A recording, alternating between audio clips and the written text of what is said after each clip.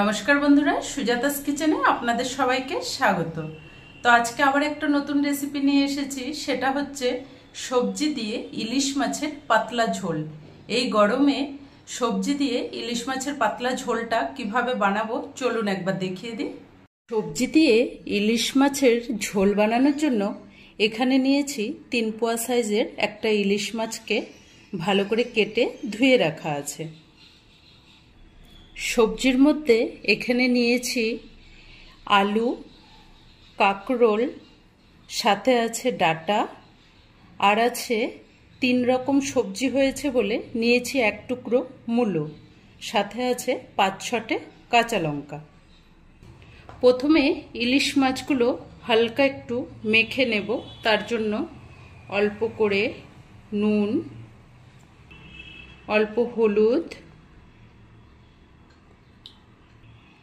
1 চামচের মতো সর্ষের তেল দিয়ে মাছটাকে ভালো করে মেখে নেব।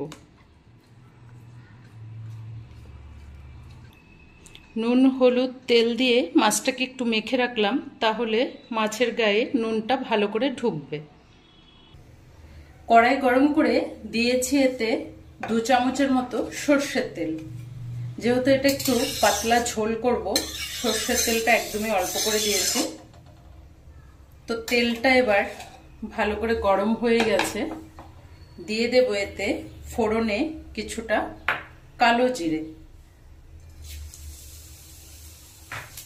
সাথে দেব অল্প করে সাদা জিরে, দিয়ে দেব 5-6টা কাঁচা লঙ্কা,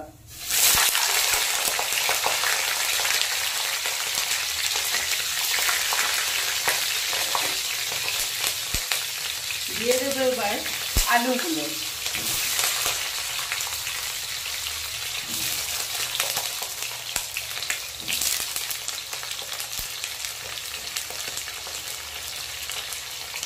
সাথে সব সবজিগুলো একসাথে দিয়ে দিচ্ছি।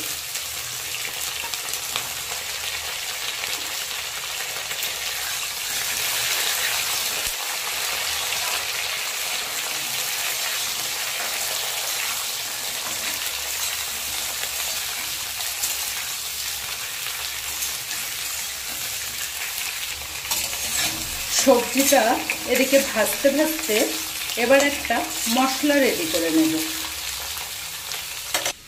দিয়ে দেবো 1 চামচ জিরের গুঁড়ো, 1 চামচ ঝাল লঙ্কার গুঁড়ো, 1 চামচের মতো আধা চামচ হলুদ গুঁড়ো,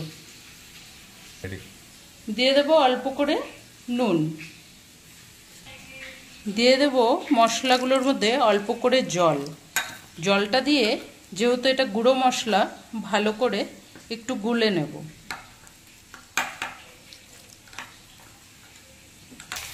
গুলে রাখা মশলাটা এবার সবজির মধ্যে দিয়ে দেব। মশলার বাটি ধুয়ে অল্প করে জল দিয়ে দেব।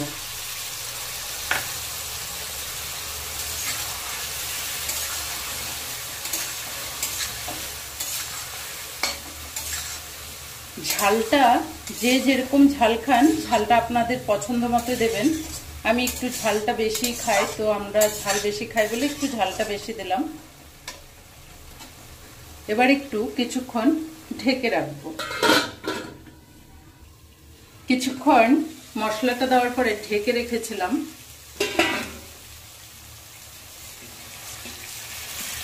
মশলা থেকে সুন্দর মতো তেলটাও বেরিয়ে গেছে, মশলাটা সুন্দর কষা হয়ে গেছে।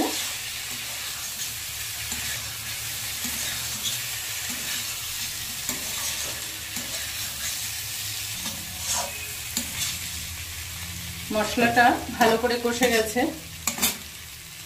এবার এতে দিয়ে দেব কিছুটা জল।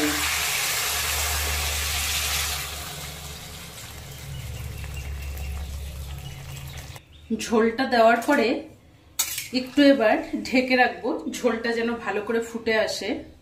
এটা একটু পাতলা ঝোল হবে বলে একটু ঝোলটা বেশি দিয়েছি। এবার একটু ঢেকে দিলাম, কিছুক্ষণ ফুটবে। ঝোলটা ভালো করে ফুটে গেছে। এবার আমি মাছগুলো দিয়ে দেব।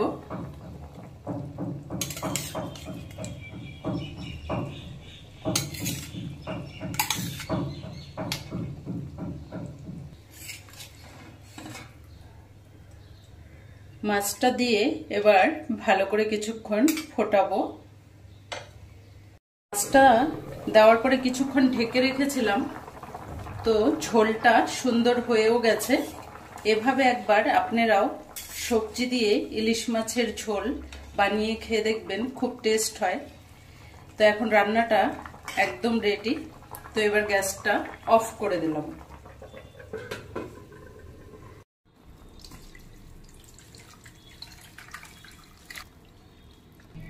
তো আজকের এই সবজি দিয়ে ইলিশ মাছের ঝোলটা আপনাদের কেমন লাগলো কমেন্ট করে জানাবেন। ভালো লাগলে চ্যানেলটাকে লাইক, শেয়ার অ্যান্ড সাবস্ক্রাইব করে দেবেন। ধন্যবাদ।